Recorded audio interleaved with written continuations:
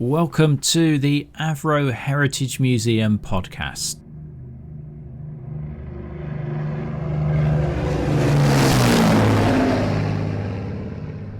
Lloyd Robinson recounts to Chris Beswick his life as a passionate aviation enthusiast and historian who shares his experiences growing up in Stockport and his early encounters with aircraft. From his childhood fascination with aeroplanes to his career in IT and aviation preservation, we explore the connections that shaped his journey. Join us as we delve into the rich history of aviation and the importance of preserving its legacy. I'm delighted to welcome Lloyd Robinson to the Avro Heritage Museum podcast. If I start it in 1954, I was born in Heaton Chapel in Stockport, not far from where my grandparents lived, but we lived in Levenshulme, which at the time was probably one of the best spots to look at aeroplanes in Manchester, because obviously aeroplanes coming in from the west came over Levenshulme and went onto the approach to Ringway. High in the sky, it was underneath two very important airways. For those in the know, it was Amber 1 and Blue 1. Amber 1 was the north-south airway. Blue 1 was the east-west one. So there were aeroplanes at low level going from, Northern Europe across to Dublin and Ireland. One of the ones that I do remember were the Neptunes of the Dutch Navy, used to grind across. On the north-south airway, plenty of older aeroplanes. The airliners of the day were Viscounts and Vanguards and Comets, and latterly Tridents and 111s going up to Glasgow and Edinburgh. And then at lower level, there were often military aircraft going out of Mildenhall to Prestwick and Keflavik, and they would groan over and make me run out into the garden to see what they were and so on. And as I got older, went to primary school in Levenshulme. Latterly, after that, went to Central Grammar School, which was near Bellevue on Kirkmanhume Lane in Longsight.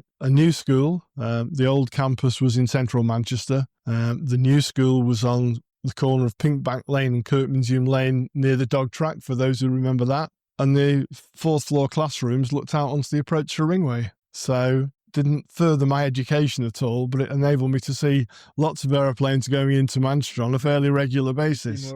The household in Levenshulme was full of aeroplane information because my dad was a historian. He'd been in the Royal Air Force during World War II as a compass adjuster. As he said, he was a failed navigator because he had problems with his eyes, but he then went into compass adjusting, which apparently was really quite a serious job. The Royal Air Force let him loose with a tractor towing Halifaxes and so on, but he never got a driving licence. Drove tractors pulling aeroplanes around, but he never bothered to learn to drive. He was posted to Australia during World War II, to Camden, Archerfield on the east coast, and on one of his nights out in Sydney, he met a women's Australian Army lady who ended up being my mum. I think it was called Radio City in Sydney, but I'm not so sure. But I know they did their courting at Manly, and so when I went to Australia, I went over to Manly to see what it was like, and it is a very nice place. So Mum and Dad, post-war, she came back on a troop ship to gloomy old England with rationing from Australia, which I can't imagine how that was. But she got inveigled to join the Royal Observer Corps along with my dad, so that she shared some of his aviation things, because otherwise I think she'd have been left at home on her own.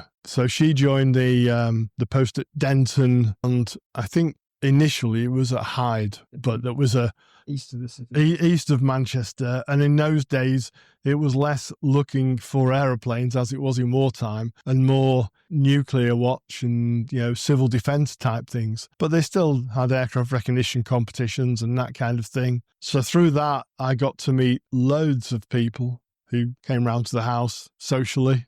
And strangely enough, one of those who came was a youngish chap, probably 19, 20, with whom I ended up co-authoring 2 books on the Percival Provost in the last couple of years. And he's now in his 80s, and he lives in South Africa now, but he joined the Royal Air Force, and he too has an Avro connection because he drove Shackletons for many years. But he was just one of those Observer Corps chaps who used to come round, and I didn't know that in later life he and I would write books together. So I joined the Air Cadets at 13, and the reason for that was to try and get some flying in, because I had never flown at that stage in my life, which was 13. My first flight was in a Chipmunk. My second flight was on my birthday in a glider from Burton Wood along the site of the M62 now, or the runway was the basis for the M62 over there. I did a couple of gliding courses with the Air Cadets and didn't get my glider pilot's license because weather always got in the way. Had a good time in the Air Cadets. Strangely enough, there's another connection to Woodford there, in that flying officer at the squadron in Harper Hay was one Harry Holmes. And for my Duke of Edinburgh's awards, I did aircraft spotting and aircraft recognition. And he was the guy who kind of invigilated on what I'd done. And now he's the president of the organisation here. So he too also had a bearing on the fact that he was the first person I ever knew with an airband radio. Back in the 60s, he bought a Gowers radio, which was a Swiss machine. He bought it from Peter Clifford Aviation in Oxford. And I don't know why I remember that, but they were the agents for it, as well as for some Czech aircraft as well. And he came round one evening with this, and we sat in the backyard, because it was a yard, and looked up at Amber 1 and Blue 1, and he had the radio on. And I remember him telling me one day, "Oh, that's my mate Bruce flying that Britannia." And this was a man who was flying a BKS Britannia into Newcastle, whom Harry had got to know through selling 748s to BKS Air Transport. And he'd obviously been a pilot on the 748 and moved upwards, but he recognised his voice. So, long connection with Harry Holmes. Because of that, I would have been 12, 13 perhaps at the time, I'm not too sure. And just prior to that, I suppose, in 1964, the Northern Aircraft Preservation Society entered my life. My dad had been involved with them some time, and they'd taken what was at the time thought to be the last remaining Avro Avian, which was in Liverpool, and they'd obtained it and put it into store in Stretford, and then got some garages in Devonport and Stockport to store these aircraft in and to do some restoration work on. So one Sunday afternoon, Dad took me up there. This was in 1964 at some point, I can't remember exactly when, and I got involved in, lifting things and moving things and helping out as a early teenager does, not entrusted to do very much. But that sort of, started a lifelong interest in aircraft preservation, really. I wasn't that bright at school, probably because I spent a lot of my time looking out on aeroplanes on the approach to Ringway from the upper rooms of Central Grammar School. But I did manage to get 3 O-levels,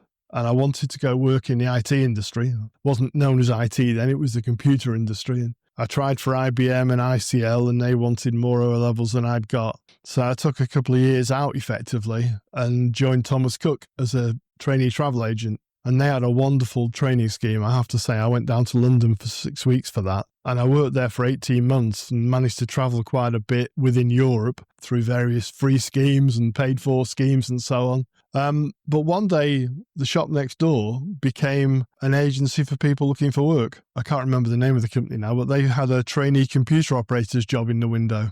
And I went for it, passed the various tests and so on, and got a job with the Stock Exchange in Manchester. So I worked for them for 18 months or so, and then moved to Shell at Wythenshawe in a much bigger IT centre. On IBM and Univac, big mainframe computers. And by the time I was 21, I was about to get married, bought a house in Radcliffe. And so when a job came up in the Bolton and Bury computer unit, which was the joint unit of the two councils at Bolton and Bury, I got a job there. I stayed there 10 years, just under 10 years, and then got a job with a small software house in Altrincham because I'd bought some software from them, and they decided that'd be nice if I'd go and join them. And that transformed my life, really, because I'd been there a couple of months and the company was part of a bigger organisation, and the MD of the bigger organisation asked me if I would like to go and work down in Berkshire, and they would fund me on a 5-year basis to transition to paying a much bigger mortgage down south than I was paying in Manchester. So that was a very nice deal to get me into property in Berkshire. I joined the Berkshire Aviation Group, who was the local preservation organisation. They became the Royal Berkshire Aviation Society, taking note of the fact that we were in the Royal County of Berkshire. Nobody objected to us using the royal bit, so we did it. And from the sort of small beginnings, the organisation then kind of outgrew itself into the Museum of Berkshire Aviation, who were on the old airfield at Woodley. And in fact, my house was Tiger Close, as in Tiger Moth Close. on the old airfield at Woodley, which had been effectively scraped of grass and gravel by about 20 feet until they got down to the clay layer. And then he thought, that's all right, we've got all the money out of it, now we make some houses on it. So on the perimeter of the airfield, there were still some buildings. The factory was still up in those days. The chairman of this organisation was a chap called Julian Temple, with whom I'd corresponded when I lived in Manchester because he was writing a book on Wings Over Woodley, which was the story of Miles Aircraft. So he and I obviously got to know each other very well when I lived in Berkshire. He subsequently became the curator of aviation at Brooklands Museum, and in more recent years has joined me on the Committee of Aviation Heritage UK. And I don't know if officially he's the vice chairman. So, yeah, that started, another side of the career in preservation with the museum. I got sidelined as we were sort of setting the museum up because somebody had said to me, the first production Herald flew from Woodley and it was dumped at Southend. And I kind of got challenged to say, could we get that? And, you'll never get that, will you? So eventually we did. And we formed an organisation called the Herald Society to focus attention on preserving the Herald, which was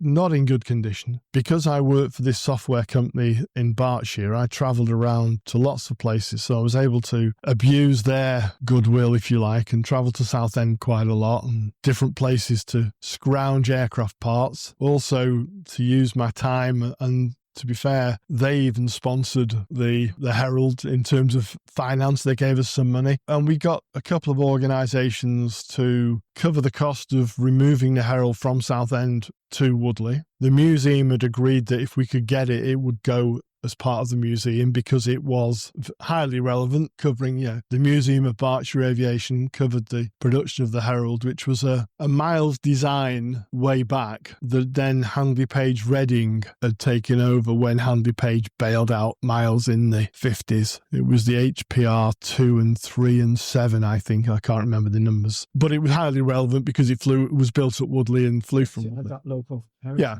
So we eventually got that back and getting a lot of people involved in the restoration, and now it's in the colours of BA because it flew in those colours for about 3 months when Prince Philip took a Herald to tour South America. And this was the spare aircraft, effectively. But he flew that aeroplane for a total of 99 hours. So we prevailed upon him to come and do the official unveiling of the aeroplane at the museum. And then it turned out that on the day in question, I couldn't go because I was actually needed to work in Guernsey. So I didn't go and meet him, but at least we got that done. And he re-met his aeroplane and seemed very pleased to have done so and had a good day. That would be about 1995. And then a few years later after that, my dad was rather ill. He had cancer. He had 2 bouts of cancer, and the second one ultimately killed him. So I came back north to keep tabs on him a bit. And that enabled me to rekindle all the contacts that I had back in Manchester and so on. I got involved with the Avro Heritage when they were over on the factory side of the airfield and so on. I was member 34, I think it is. 36. So I'm not too sure how the membership numbers work, but, it was relatively Must be right. early. I tell you what, I'm 1206. Yeah.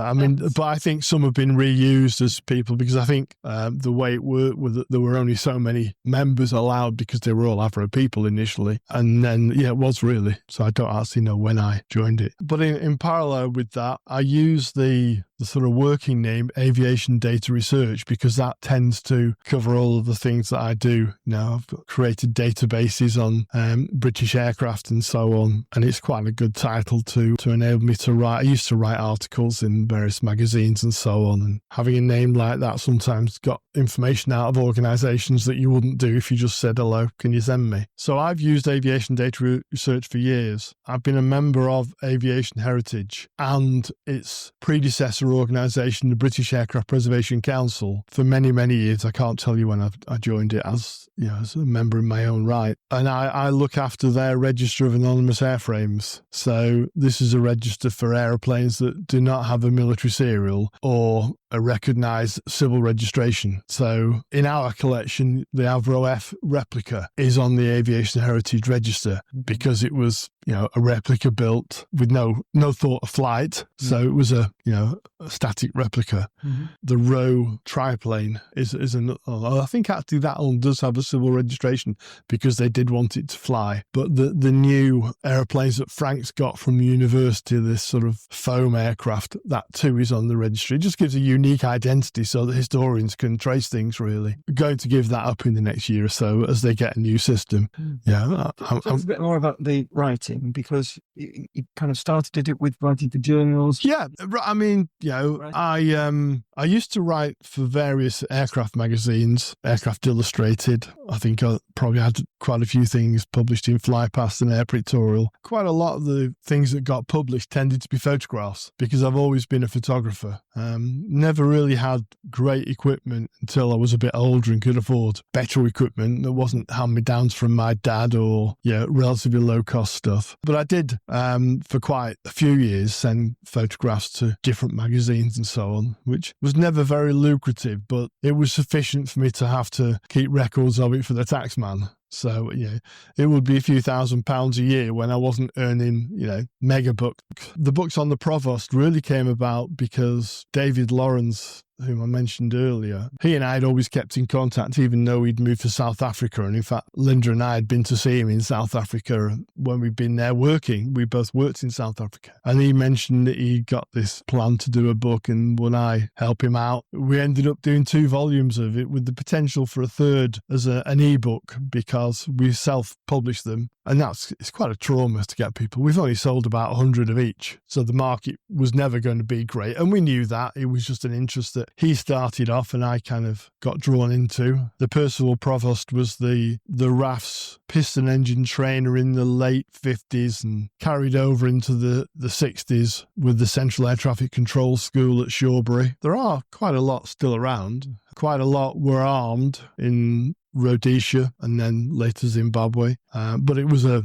2-seat training aircraft, really. So yeah, I mean, I've written various things for various aviation society magazines, but to be honest, I haven't really, apart from the 2 books, which took an absolute age to do. I haven't written many articles for a while now. Every now and then I'll write something for myself just to put in the files. The reason that I'm at Woodford now, my dad always collected information. Somebody once in my hearing said, Brian, this is like an MU of information, MU being a maintenance unit, so you can always get information. And he prided himself on being able to provide information to others. And to some extent, I've picked up on that mantle, and I inherited his archive as well as having created my own in parallel, if you like, when he died in 2000. So we had to get a bigger house as a result of that. In fact, what we did was we moved into his house and merged my archive into his that remained there, in essence. So we moved from Worsley to Heaton Chapel to his old house. And then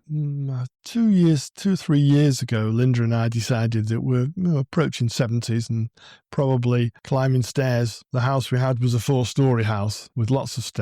And we decided that we would want a smaller house. I knew that my will had the archive going to Woodford, just in conversation with Terry Barnes about the situation. And he said, well, if you're moving and downsizing, why don't you move your stuff that's going to come here? I now have 3 offices downstairs, which have got, the remnants of my dad's archive and all my archive. I suspect that the reality is that Woodford won't want all of it when I die, but British Aerospace Heritage do want the rest of it. I have had discussions with them at Farnborough about it. We haven't formalised any paperwork about what happens because at the end of the day, it's all in situ here.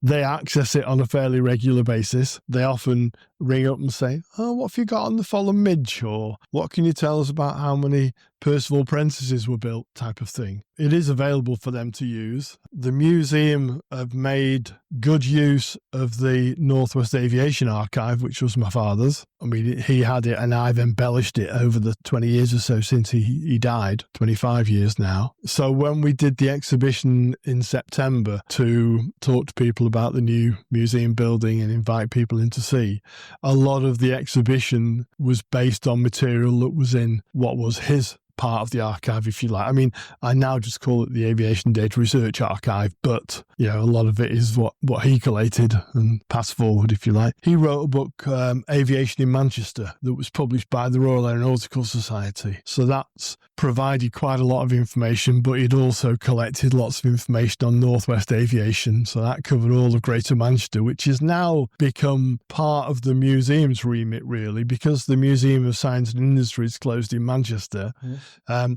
There is nothing to focus on aviation in Manchester, almost by default, because Avro's had so many subcontractors around Manchester because of, the nature of the business, and all over on the East Manchester side. Greater Manchester's aviation heritage is now part of the Avro heritage story. I know there are those in the museum who probably don't think we should be covering it because it's an Avro-orientated organisation, but I think we have to move with the times and also ensure that that area is covered as an added incentive for people to come to the museum when it's all ready, because, Avro heritage could be a narrow field, whereas Greater Manchester opens it out to a much wider audience. And it also opens up funding opportunities from organisations and councils on a broader sense than just Stockport or Oldham, because of the direct Avro connections at Woodford and Chadderton. Whether that's actually picked up on, that really depends on future events, doesn't it, really? We are very grateful to Lloyd for taking time out from his work at the museum to share that amazing story. We will definitely invite him back at a later date to talk in a bit more detail about some of those many and varied strands in his work and experience. But for now, it's cheerio and look after yourselves.